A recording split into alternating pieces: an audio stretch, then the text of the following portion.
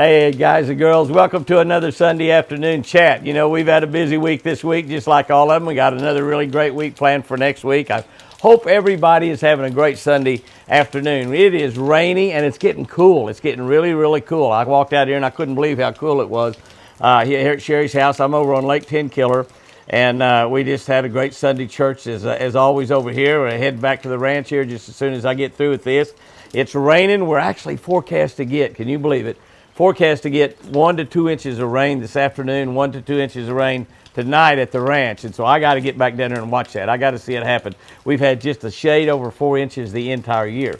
And here it is, April's just about gone. So it's been really something. This past week, we had a great week. Some of y'all saw the Starlink video. Jamie came down on a Monday, and we installed the Starlink high-speed internet system.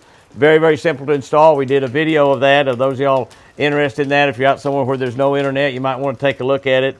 I don't know Elon Musk. That's one person that owns that company, the guy that makes Tesla. That's right, that guy right there. And I bought the system just as a beta test, like any other customer. Been waiting over a year for it, but it has made a remarkable difference in the internet at the Twin Eagle Ranch. It's just absolutely been amazing. It really has. Jamie and I did get finished finally in time to go fishing that evening. We thought we were going to get to fish several hours. We thought we was going to get to fish quite a while because it was a lot easier to install that system than we thought. So we thought it looked like we was going to have it installed by noon, and we would have, except after lunch when we had one last thing to really do was to drill a hole in one of the logs and run the wire into the house where we could hook it up to the router and have that high-speed internet in the house. As we drilled through, wouldn't you know it, we had a big spark on our drill. A big spark on our drill. We hit some cable in there, and we hit a wire. And so we pulled it out. Sure enough, it was arced on there. So we had to cut a section of log out and go in there and repair that wire on both sides of it. Cut it off about two. It actually was 4 2x4s together that wire was running through. Running through horizontal, and we just drilled and hit that top of that wire. And so we had to go in there and fix that. So that we didn't get out there and fish until, I guess it was 5:30 or 6 o'clock before we got out. We just wanted to catch a few crappie. That's all we wanted to do was catch a few crappie. So we fished with Roadrunners only. That's all we fished with, and little crappie jigs, and we caught 30 fish. Out of those 30 fish, we had 2 crappie. That's right, 28 bass and 2 crappie. So those crappie, they got live released into the lake with a little kiss. They did not get, they got to ride around the live well for a while, but since they didn't get any friends in there enough to get a bunch of fillets, we turned them both loose. So that was their lucky day, that's for sure. I left the ranch down there and brought Chris over here to Sherry's on Wednesday night. We come over here Wednesday night, and Sherry had a book signing party for me, a big book for the signing party for me on Thursday. And I signed and personalized and autographed over 650 books.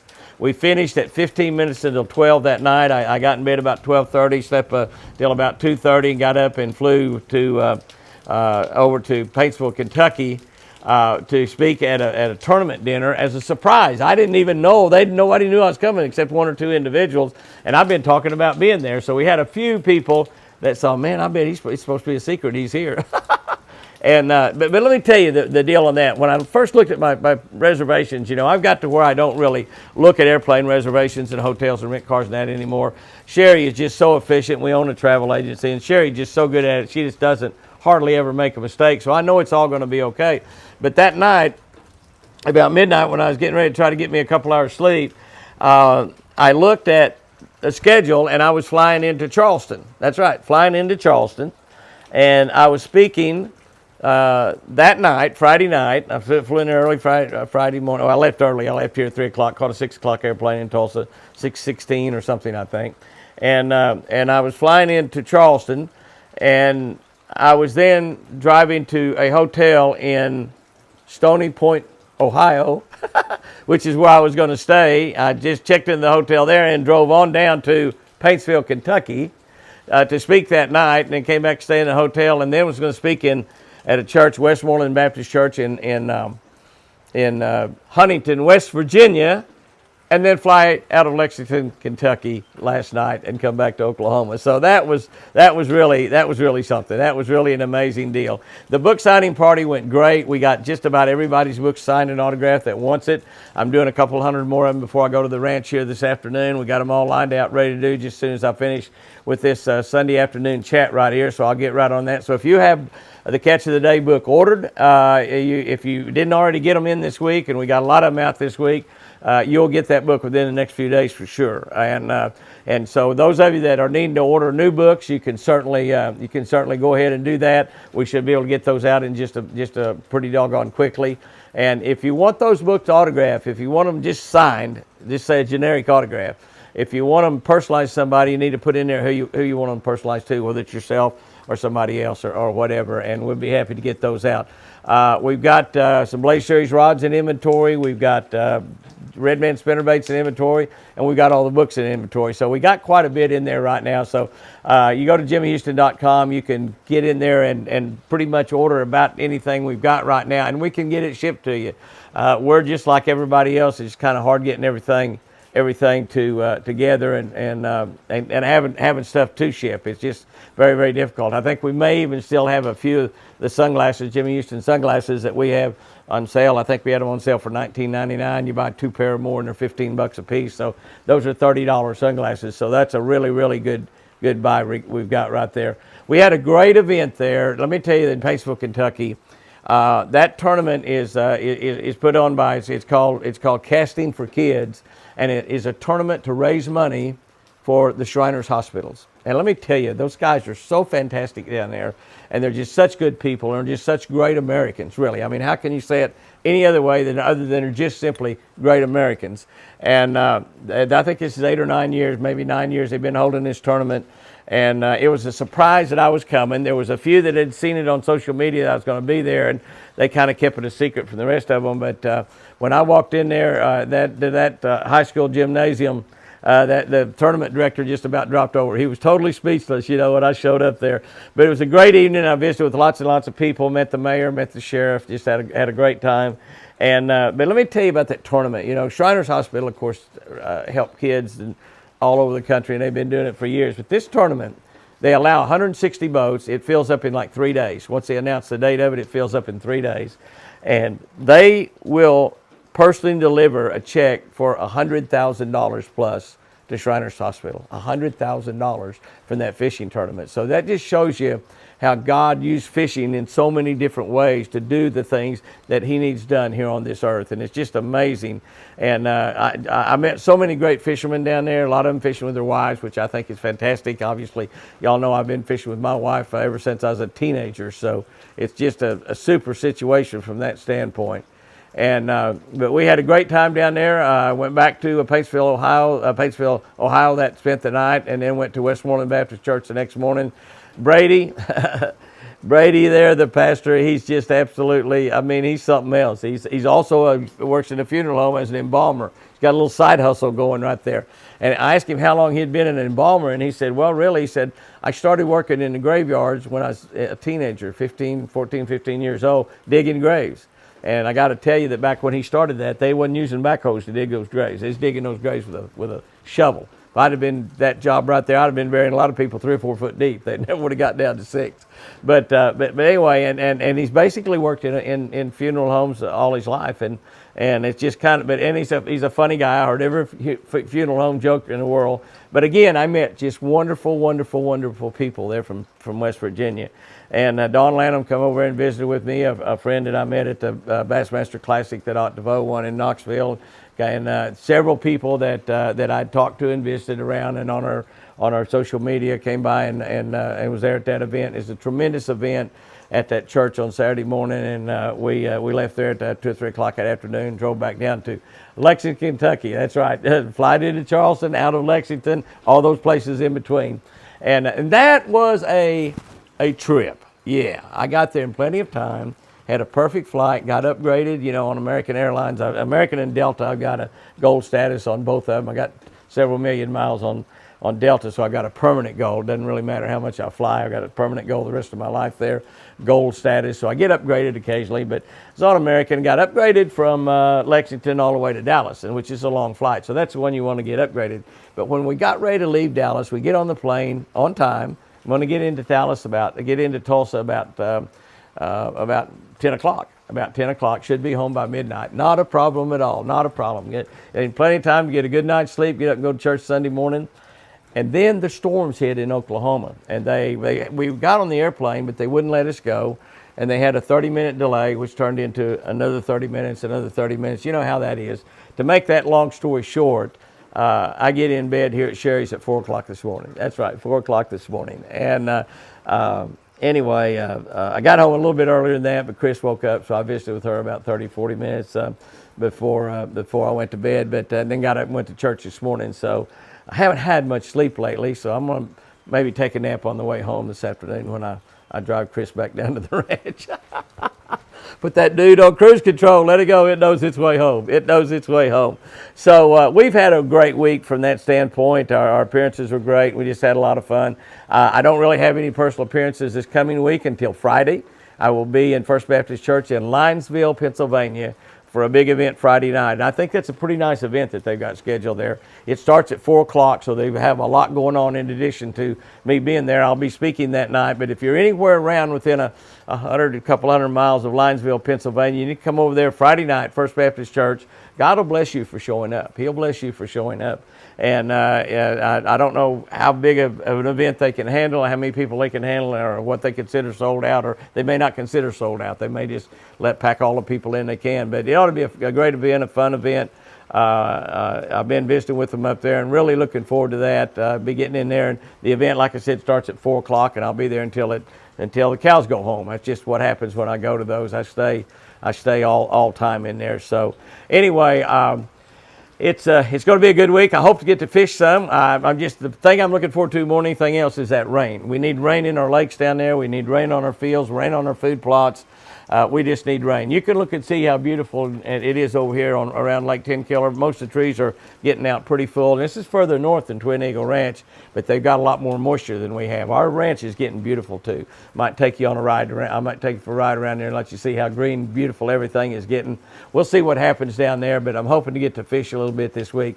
Might even get to do a television show. I'm hoping, as we kind of not been able to do too many lately. We are still, by the way, on ESPN. Every Saturday morning, 7:30, ESPN2, all the way through the end of June. We're trying to get ESPN to run us for the last 26 weeks of the year also, but I don't know if that's going to happen or not. If you get a chance to drop them a note and tell them to run Jimmy Houston Outdoors all year long, which is what we'd really like to see done. Our next newsletter comes out May 1. I know a lot of you are getting newsletters. I think we're over 10,000 people now that's receiving our newsletters once a month. Kyle, my grandson, does a tremendous job on that newsletter. We've got something in there from all of our sponsors, special things that you don't see anywhere else on Jimmy Houston Outdoors YouTube or Facebook or Catch of the Day channel or whatever. But there's just totally different stuff. We got some a lot of good deals in there for you and things where the newsletter is kind of nice. It's an email newsletter, doesn't cost a single penny. You can sign up for it. Just go to jimmyhouston.com, same place you go to buy rods and reels and books and T-shirts and hats and everything else that you'd like. But go in there to jimmyhouston.com. You scroll down through there. There's a place where you can sign up for the newsletter. We don't even really need your address. If you want to give us your address, that's fine. But we just need your name and your email. We will email you that. That goes out on the 1st of every single month. If you have tried to sign up for that and you have not got an email, if you signed up before April 1st, which is the last one we put out, and you didn't get email April 1st, you signed up before that, go in there and sign up again because it's down wrong or something. I don't know. Mostly if Kyle finds one that's got just simply a little bit wrong, he'll call and try to correct it if he has your phone number, or try to get in touch with you and get that email address correct. But if you signed up for the emails and you didn't get one April 1, and if you signed up from April 1 to now, your next one will be May 1. But if you want to get that newsletter, we'll sign up for that thing. And like I said, you'll be getting one the 1st of every month, absolutely free. Don't charge anybody anything for it. So that's a real good situation. The fish, by the way, are biting. I'm getting reports from so many of you telling me about catching a lot of fish. Some of you have already caught your personal best big bass this year, and just absolutely, the fish is just good. That's all there is to it. We're catching a lot of them on a red man spinnerbait. The crappie have not yet here in Oklahoma moved into the bank real shallow. Yet the white bass are up the river. They're catching a lot of white bass. If you got an area where white bass make their annual spawn up the river, right now is the time to get after them because it's going good. I got a picture from my buddy Will Clute up on the St. Lawrence River on the Mohawk Indian Reservation. Will guides up there on that reservation that the big smallmouth are moving in right now. It started. And we went up there last year in May. We had 3 boats. Roland Martin went up there with me. My buddy Jeff Shaw from O'Reilly Auto Parts went, and Mike Iaconelli came up. Fish was rolling now while we were there. We caught over 1,000 bass that week, and there was 6 or 7 of us fishing, but we caught over 1,000 bass, and I think we fished 4 days there. So just tremendous, and a lot of 4 and 5 pound smallmouth. 4 and 5 pound smallmouth, a lot of them. But Will sent me a picture of a big toad, and he said it started. They started up there, so the smallmouth fishing, even, now they were bundled up. It's cold up there in New York, no doubt about it, but the smallmouth fishing is starting to go even in the north. So even in the north country, they're beginning to catch quite a few fish. So the fish are really going. Right now is definitely the time to go fishing. Before I end this thing, I want to end it just and talk about something. COVID is just about in a rearview mirror. There's still people catching COVID, still people dying of COVID. It's not completely gone away, and may never completely go away. I really don't know. But we sang a song in church this morning called "Fear, He is a Liar." And fear comes from the devil, and the devil is the father of lies. The devil seeks to seek you out, to kill, and destroy. That's what he's wanting to do. He's wanting to harm you. One of the ways he can harm you is he puts fear, puts doubt in your mind about God. He puts doubt in your mind about you personally, doubt in your mind about what you can accomplish. And if he can make you afraid of something, and quite honestly, I think that's a lot of what our government has been trying to do to us, we the people. We the people don't seem to mean too much to them in Washington anymore. But I think that's one of the things they've tried to do is instill fear in us so they can control us in whatever way they want to control us.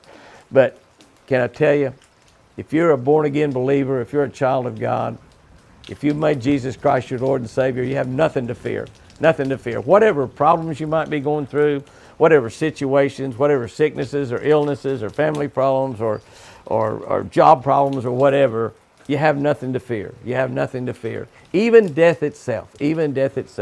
You've heard me say, when people ask me about COVID, not being so concerned about COVID, not being real worried and afraid of it and everything, is I'm not afraid to die. I'm not afraid to die because death is a victory for me. Death is a victory. And I know it'll come someday.